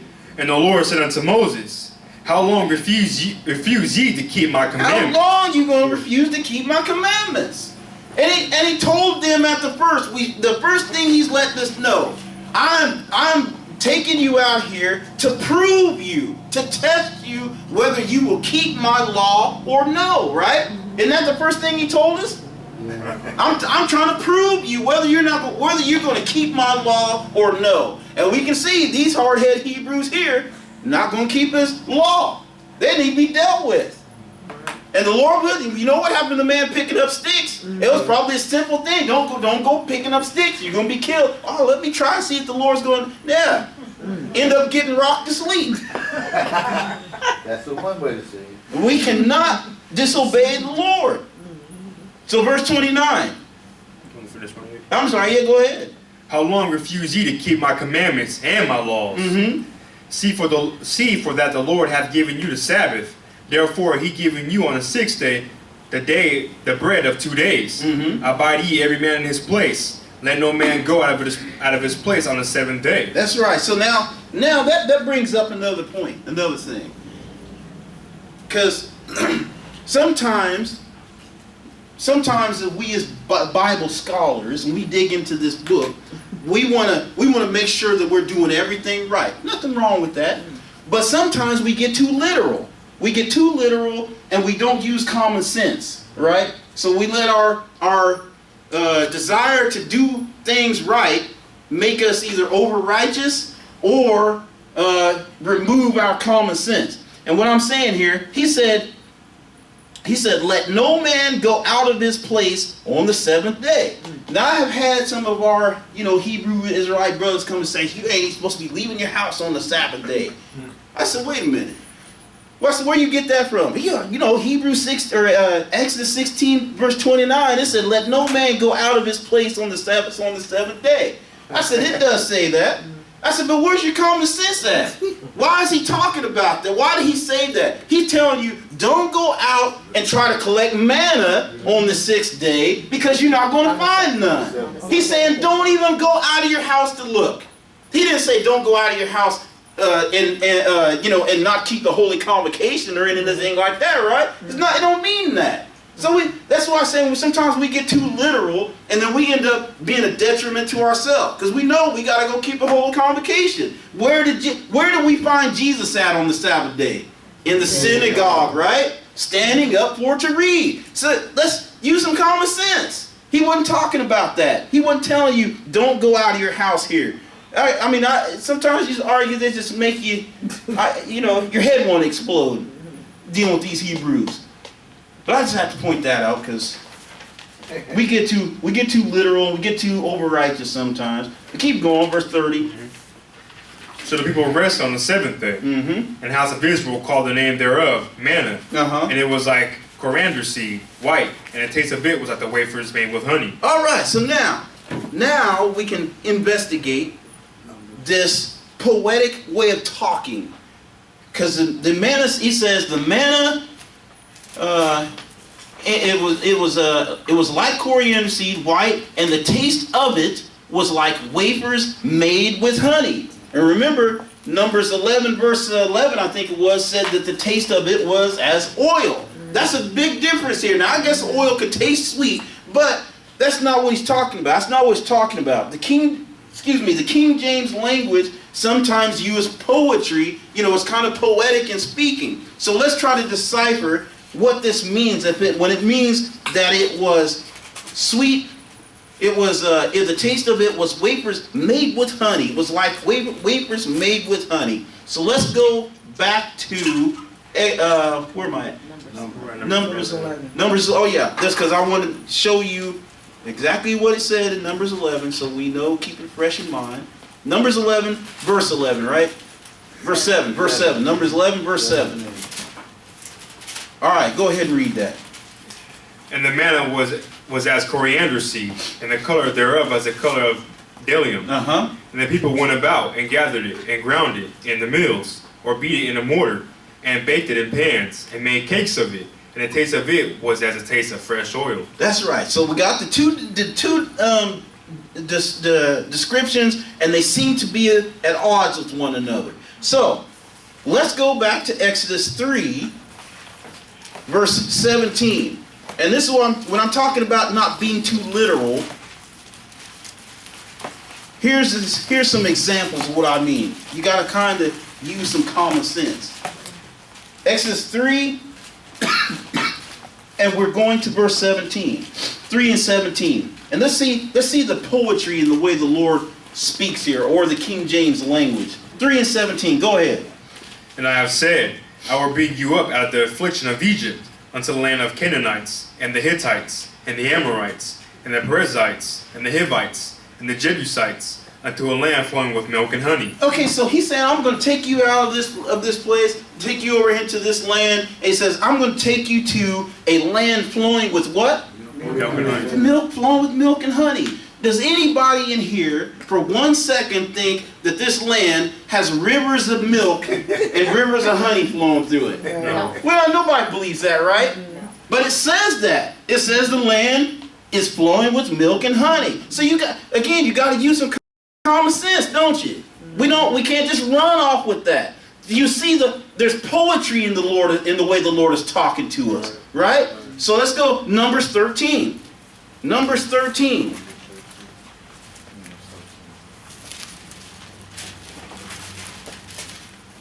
Numbers 13, pick it up at verse 17.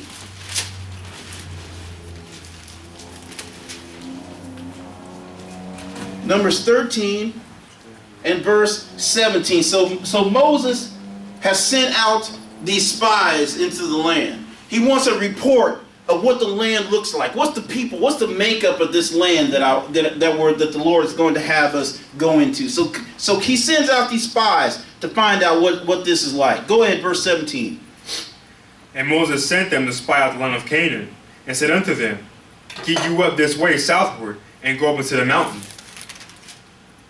and see the land what it is, and the people that dwell therein, whether they be strong or weak, few or many, and what the land is that they dwell in, whether it be good or bad, and what cities they be that they dwell in, whether in tents or in strongholds. Come on. And what the land is, whether it be fat or lean, whether there be wood therein or not, and be ye of good courage, and bring of the fruit of the land.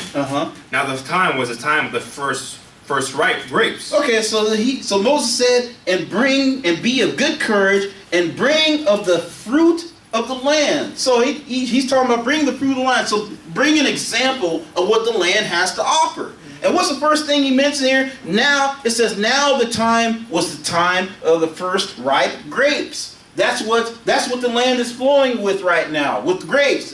They're plentiful in the land because it's that time to harvest grapes, right? But he didn't say, go and bring me bottles of milk and jars of honey, did he? He didn't say that, did he? Bring me the fruits of the land, the land is producing grapes. Verse 21.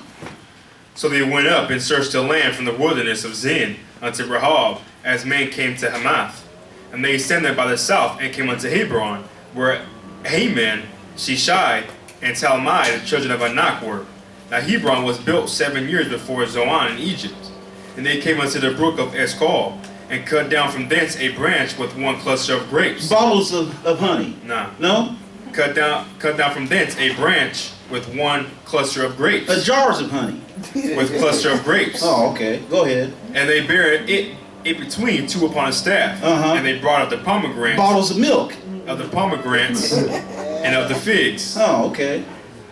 The place was called Brook Escol because of the cluster of grapes which the children of Israel cut down from thence. Mm-hmm. And they returned from searching of the land after 40 days. Okay, so again, just to reiterate, we see the Lord, the poetry and the way the Lord is talking. So obviously, this land is not flowing with milk and honey. The language is, it is plentiful. This land is plentiful.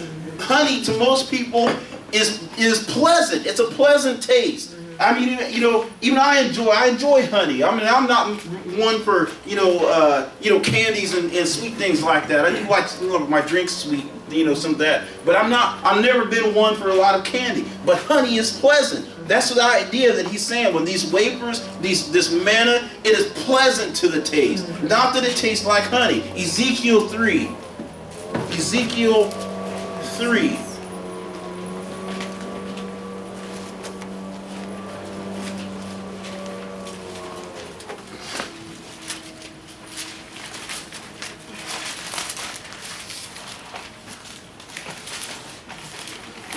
Ezekiel 3 and verse 3. 3 and 3. Go ahead. And he said unto me, Son of man, cause thy belly to eat, and fill thy bowels with this roll that I give thee. Uh-huh. Then did I eat it. Okay, so now, does anybody for a second think that Ezekiel is actually eating this roll of paper? No. No, he's not actually eating this roll of paper, right? But go ahead. Then did I eat it, and it was in my mouth as honey for sweetness. Okay, so he gives a description. When I eat it, it was in my mouth as sweet as honey for sweetness, right?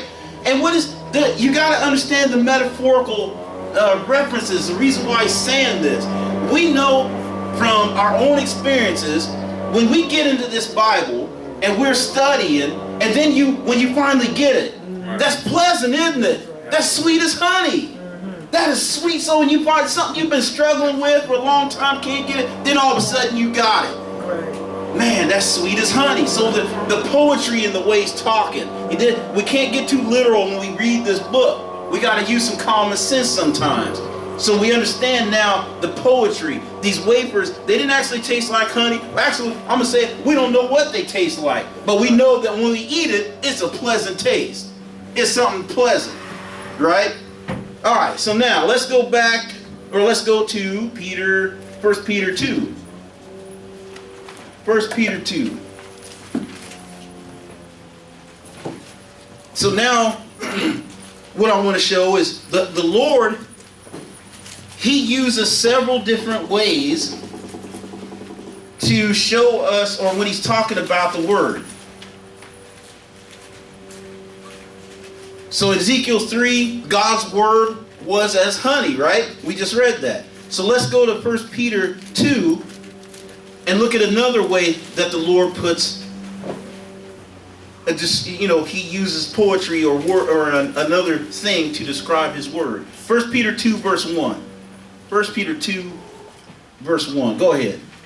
Wherefore, laying aside all malice and all guile, and hypocrisies and envies, and all evil speakings, as newborn babes desire the sincere milk of the word. The sincere what? The sincere milk of the word. The sincere milk of the word. So he compares the word to milk here, right? The sincere milk of the word. Go ahead. That ye may grow thereby. Uh-huh. If so, be ye have tasted that the Lord is gracious. Right. So as newborn babes, you got to feed them milk. You can't give them, steak, right? First of all, they ain't got the teeth to eat it. And secondly, it's too much for their constitution. You got to start them off on the sincere milk of the word. Let's go to Matthew 4. Matthew 4 and verse 4. So one reference there, he uses milk as a description of the word. Matthew 4 and verse 4. Let's see another description or another reference. Matthew 4 and verse 4. Go ahead. But he answered and said, It is written, Man shall not live by bread alone, but by every word that proceedeth out of the mouth of God. So we see bread used as a description for the word. Hebrews 5.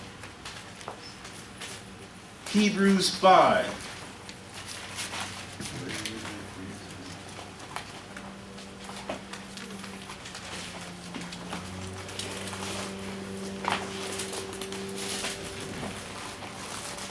Hebrews 5, we're going to pick it up at verse 9. Hebrews 5 and verse 9.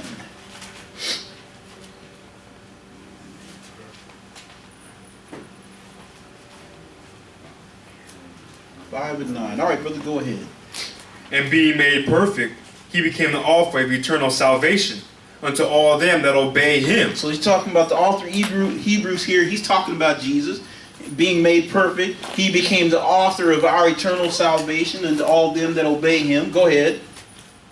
Called of God and high priest after the order of Melchizedek, of whom we have many things to say and hard to be uttered, seeing ye are dull of hearing. So he said, of whom, talking of Jesus, we have many, we talking about the prophets, talking about the disciples, talking about the teachers. He said, of whom we have many things to say and hard to be understood. So there's a lot of things in this book that are hard to be understood.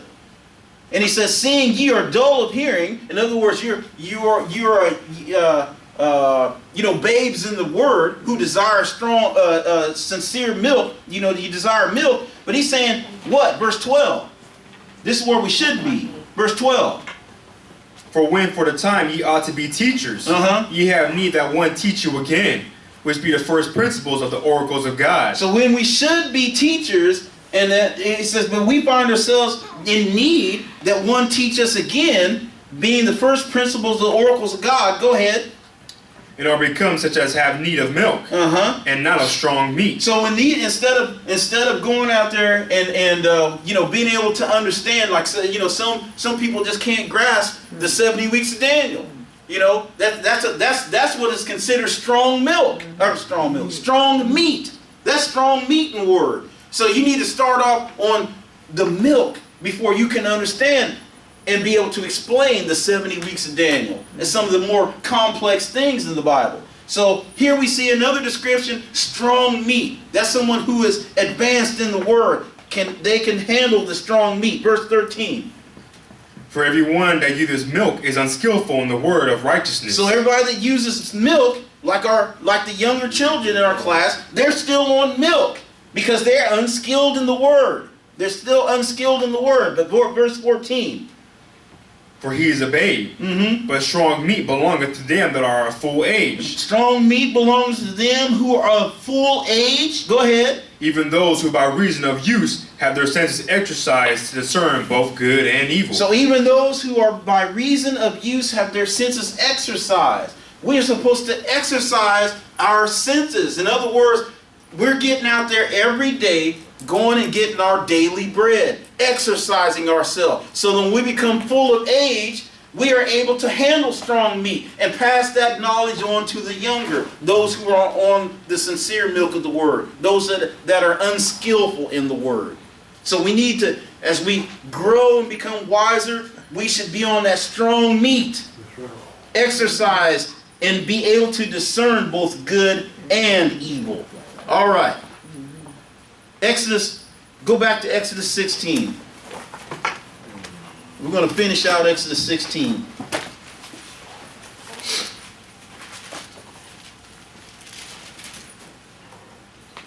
Exodus 16, pick it up at verse 34. 16 and 34. Go ahead. As the Lord commanded Moses, so Aaron laid it up before the testimony to be kept. And the children of Israel Wait a did. minute. Am I... Exodus 16, 34. Start at 32.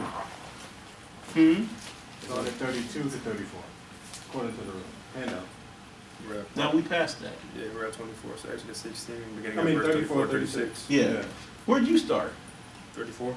Oh, I must be tripping. I don't know. Exodus 16, as the Lord commanded Moses. No. Okay, so I won. I was correct. Yeah, I want verse 33. Okay. That's where I missed that. I forgot. That was a typo starting at 34. Did we do Hebrews 9, 1 to 5? No. We didn't? No, We just left Hebrews. We did Oh, we Hebrews did 5 and we did 5. Okay, so yeah, we should be starting at 32. You're right. My bad. Who was that? Yeah. All right, Aaron. My bad. 32. I'll get ahead of myself. All right, so Exodus 16, verse 32. Go ahead. And Moses said, This is the thing which the Lord commandeth.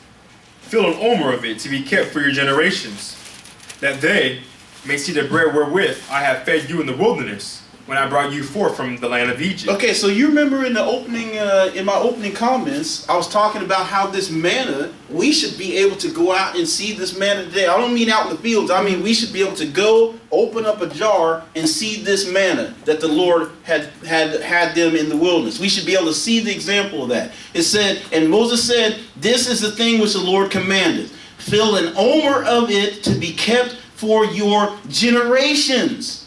Generations, right? Now we know, again, talking about the physical characteristics of manna, if you kept it overnight, it would breed worms and stink, right? Yeah. But he's saying specifically to take an omer of this, that it would be kept up for generations so that you can tell the story and you have proof. This is what we have to prove, that we left Egypt, went into this wilderness, and depended solely upon the Lord. Here's the evidence of that. So we should be able today, even today, to look upon this manna. He said, for fill an omer of it to keep it for your generations, that they may see the bread wherewith I have fed you in the wilderness, when I brought you forth from the land of Egypt. Verse 33. And Moses said unto Aaron, Take a pot, Uh-huh. and put an omer full of manna therein, Uh-huh. and lay it up before the Lord, to be kept for your generations. So they were supposed to take a pot and put the manna, the omer full of manna therein, and lay it up to be kept for your generations. Verse 34. As the Lord commanded Moses, so Aaron laid it up before the testimony to be kept. So they kept this manna before the testimony. We're talking about the Ark of the Covenant. They kept it before the Ark of the Covenant. There's two other things in here, in this Ark of the Covenant. The commandments, the table of stones, the rod that budded, Aaron's rod, the one that he threw down and became a snake and all that, swallowed the snakes. That's letting you know this pot of manna is that important to be in there amongst that. You see how we overlook some things sometimes? This manna is that important. Let's go to Hebrews 9. He's going to tell you. The author of Hebrews is going to tell you. You want to finish it up? I'm sorry, yeah, go ahead and finish that. And the children of Israel did eat manna 40 years, until they came to a land inhabited. They did eat manna until they came unto the borders of the land of Canaan. Now an omer is a 10th part of an ephah. Oh, yeah, I didn't want that. I didn't need all that yet. That's all right. He gets excited too. Hebrews 9, verse 1. Hebrews 9, verse 1. So this manna is supposed to be put into a pot, and it's supposed to be kept throughout our generations. Right? That's what we read, right? Hebrews 9, verse 1. All right, let's go ahead. Verse 1. Then verily, the first covenant had also ordinances of divine service and a worldly sanctuary. Uh-huh. For there was a tabernacle made, the first wherein was a candlestick and a table, and the shewbread, which is called a sanctuary. Okay, so he's talking about, he's talking about his holy things here. He's talking about this tabernacle, which is the tent, which is separated by two chambers. You have the holy place, and then you got the most holy place, where the Ark of the Covenant is kept. On the holy place, the first side of it, it held the candlestick, and the table, and the showbread. This is called the sanctuary. Verse 3.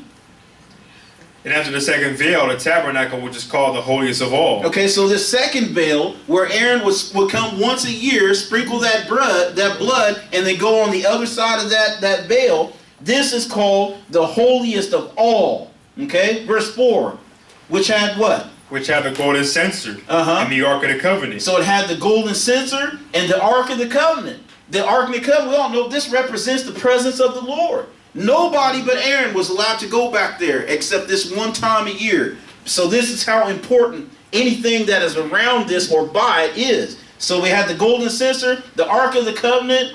Go ahead. Overlaid round about with gold, wherein was a golden pot that had manna. Wherein was what? Wherein was the golden pot that had manna. This golden pot is in there. So obviously, this golden pot is in here with this manna. That's something to be revered, right? And respected. Something to be noted. That lets you know how important this manna is.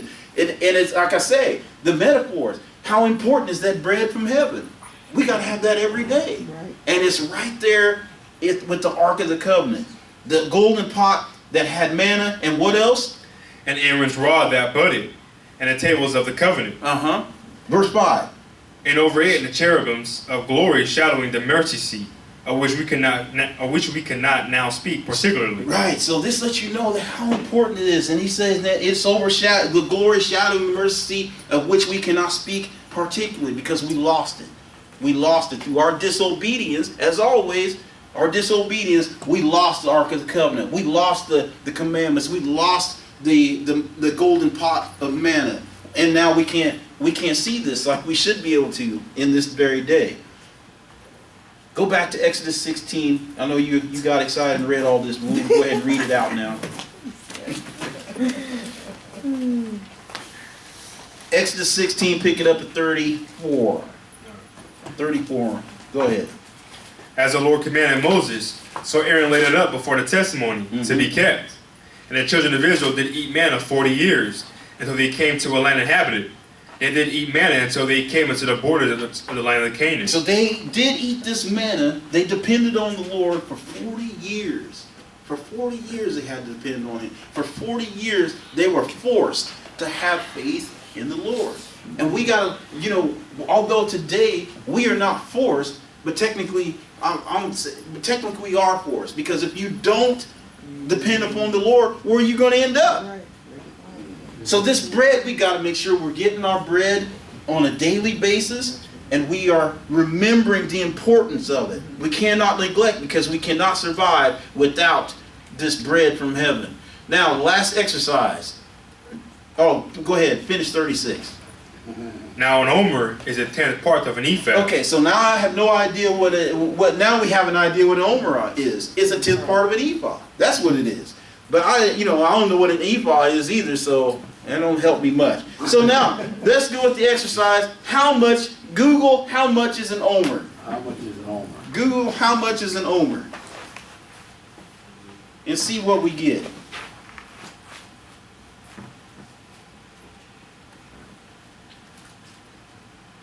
Equal to 43.2 chicken eggs. Right, that's what it says. That's what it says.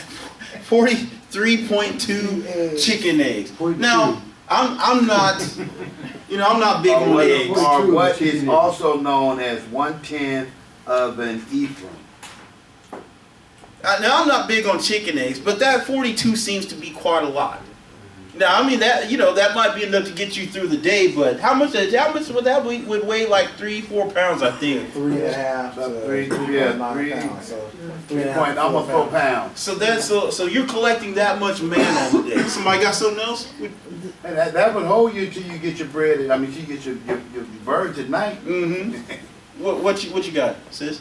It says my understanding is that an omer is a handful, which is about 1 U.S. cup or 236 grams. Okay, so what the brother shared with us was about 32 eggs. What she shared is about 1 cup of substance. What do you got, sis? I have 2.3 liters or Two- 9.3 cups. 2.3 liters. I heard that. That's a lot. Right? And I when I first looked, I saw what I found was 2 quarts. 2 quarts, which is about half a gallon. So my point in this exercise is to show you. You see how all over the place we are on this, and it just. And that's what I'm saying. Just with it's just simply because the Lord said so. That's all there is to it. And although we want to know, what kind of shoes the women are going to be wearing in the millennium. Will they be wearing pumps or are they going to have high heel shoes? Look, Look, they'll have shoes, it's just what it is. And it's just because the Lord said so. Let's go to the last place. This is all we need right here. Ecclesiastes 12 and 13. If you stick with this, you'll be fine. You don't have to worry about some of these finer details, how much an omer is, and what. Ecclesiastes 12 and 13. Go ahead and finish this out.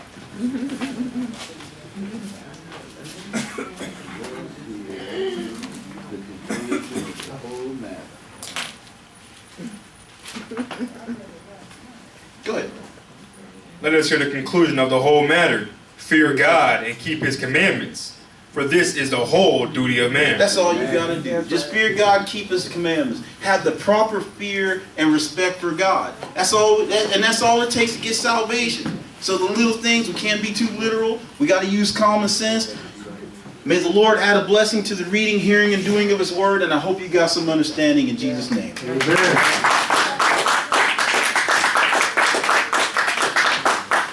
Great job, brother. We welcome you and hope today's lesson increase your knowledge of the Holy Bible. We have question and answer every Wednesday at 5 p.m. via telephone conference line. The number and access code are located at the top of the lesson. Or see the live stream of question and answer at ThyKingdomCome7.com. If you are interested in being baptized, please place your name on the list at the literature table. Remember to follow the dress code when attending our services. Men should remove all hats and all head coverings during service times. Women should wear a head covering such as a hat or a scarf during the service. Women should not wear tight-fitting pants or skirts or revealing clothing. Attire should be modest according to the Bible. If your child becomes restless during the Bible lesson, we encourage you to remove your child from the room until he or she has settled. Your tithes and offerings are always appreciated. Please place your tithes and offerings in the envelope and deposit in the offering box. Your cooperation is greatly appreciated. Again, thank you for coming, and we hope to see you on the next Sabbath. Peace. Peace. Okay, so my plane leaves today earlier than it usually does, so I'm leaving at 5:40.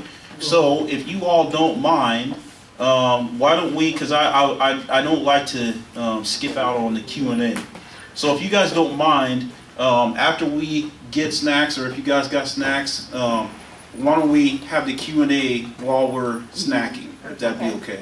That way, those that have questions get your questions answered, and we don't leave out on that. Everybody good with that? All right. So let's go ahead and get what we need. We'll close out. Well, actually, let's just leave it open because we got an open. Question and answer. Yeah. Well, no, the word I'm looking for is open tab. We have an open tab with the Lord right now because we already prayed in. So let's just keep the tab open, and then we'll pray out after when we're getting ready to close out. So let's go ahead and get your snacks and drinks. Use the bathroom, what you need, and then we'll come in and have a Q&A.